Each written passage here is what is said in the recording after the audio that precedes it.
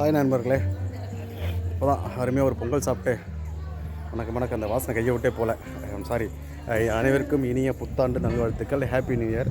இந்த புத்தாண்டை உங்களோட கொண்டாட நம்ம எங்கே வந்திருக்கோம் அப்படின்னா, திருச்சியில் உள்ள ஸ்ரீரங்கம் கோயிலுக்கு வந்திருக்கோம். ஸோ இந்த இயரை ஒரு பாசிட்டிவான வைப்போடு ஸ்டார்ட் பண்ணலாம் அப்படின்னு சொல்லிட்டு ரொம்ப பாசிட்டிவான பிளேஸு. இதுலேயே ரொம்ப நிறையா டாப்பான பிளேஸு. இதில் டாப்புனா இதில் என்ட்ரன்ஸில் ஒரு கோபுரம் இருக்குது இல்லையா, அந்த கோபுரம் நம்ம தென்னிந்தியாவில் இருக்கிற கோயிலே ரொம்ப ஹையஸ்டான கோபுரம். மொத்தம் வந்துட்டு ஒரு 236 அடி.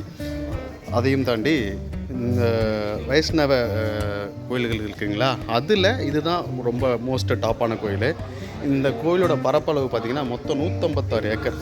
ஸோ அதுலேயுமே இது ரொம்ப பெருசு. ஸோ எல்லாத்துலேயும் சிறப்பு மிக்க ரொம்ப பிரம்மாண்டமான கோயிலேருந்து தான் இந்த வருஷத்தை உங்களோட சேர்ந்து நம்மளும் ஆரம்பிக்கிறோம். இந்த பிரம்மாண்டமான கோயிலில் எப்படி இந்த ரங்கநாதன் இங்கே வந்தார் அப்படின்னு வரலாறு பார்த்திங்கன்னா, பிரம்மா இருக்கார் இல்லையா, பிரம்மா வந்துட்டு தவம் இருந்திருக்காரு. எப்பா ரங்கநாதா, பூமி என்னால் ஒன்றும் கண்ட்ரோல் பண்ண முடியல, இங்கே ஒரு சட்டைகளாக இருக்குது, நீங்கள் வந்துருன்னு சொல்லிட்டு தவம் இருந்து அதுக்கப்புறம் பிரம்மன் வந்து இங்கே ரங்கநாதன் இங்கே தோன்றியிருக்காரு. ரங்கநாதனை டெய்லி வந்துட்டு பூஜை பண்ணுறதுக்காக சூரியனுக்கு வந்து அவர் அசைன் பண்ணியிருக்காரு அந்த ஜாபை. அப்போ சூரியன் வந்து அந்த வேலையை கண்டிப்பாக செஞ்சிட்ருக்கும் போது அவர் வம்சாவளியில் வந்த ஒரு அரசர், அந்த அரசர் வந்துட்டு டெய்லி அவர் வந்து இலங்கையை சேர்ந்தவர் சரிங்களா. அதனால் டெய்லி அவருக்கு அந்த பூஜை பண்ணுறதுக்காக இங்கேருந்து அவரை வந்து இலங்கைக்கு கொண்டு போயிடுறாரு. ஸோ இலங்கைக்கு போனவர் திரும்ப எப்படி இங்கே வந்தார் அப்படின்னு பார்த்தீங்கன்னா, ராமர் அந்த ஃபைட்டில் நினச்சி இல்லையா, ராமர் ராவணன் அந்த இதுக்கு அப்போ வந்துட்டு விபூனன்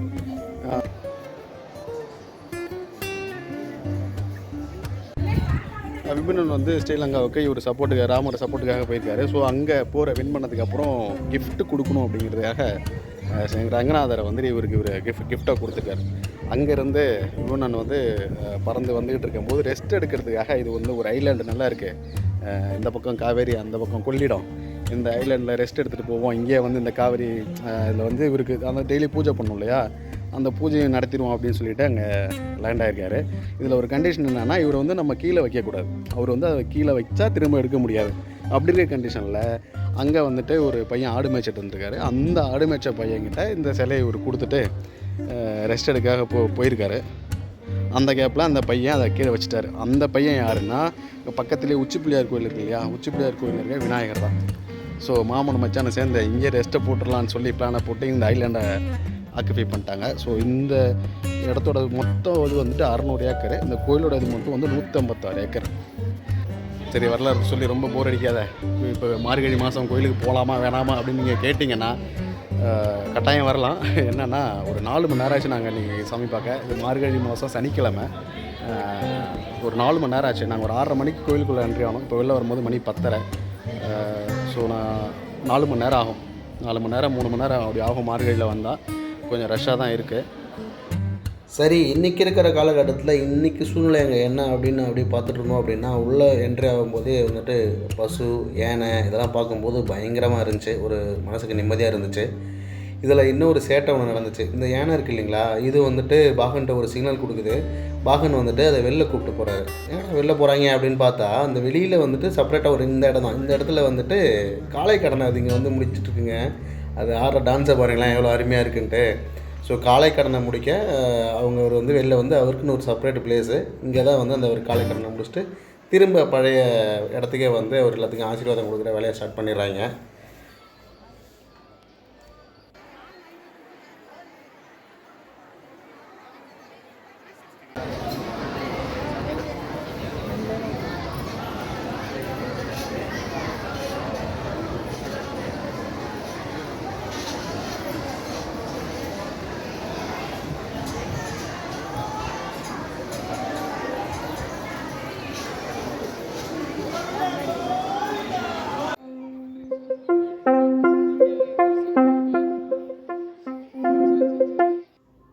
இப்போ ஐயாவோட தரிசனம் பார்த்துருப்பீங்க. அந்த தரிசனத்துக்கு வர்றதுக்கு முன்னாடி சரியான கூட்டம். அந்த கூட்டத்தில் அந்த க்யூவில் தான் ஒரு 3 மணி நேரம் ஹால்ட் ஆகிருந்தோம். அந்த க்யூவில் நிற்கும் போது நமக்கு வந்து உட்கார்றதுக்கு பெஞ்சும் இருக்குது, அப்பப்போ தண்ணி கேனும் வச்சுருக்காங்க. ஸோ க்யூவில் வெயிட் பண்ணுற அளவுக்கு தான் இருக்குது. அடுத்து அப்படியே பிரசாதம் சாப்பிட வந்தோம். அருமையான பிரசாதங்க. பொங்கல் அப்படியே நெய், அந்த நெய் பாருங்கள் உங்களுக்கு தெரியும், அவ்வளோ நெய் போட்டு பயங்கரமான ஒரு பொங்கல் கொடுத்தாங்க. அதுவும் சூடாகவும் இருந்துச்சு, சாப்பிட அவ்வளோ அருமையாக இருந்துச்சு.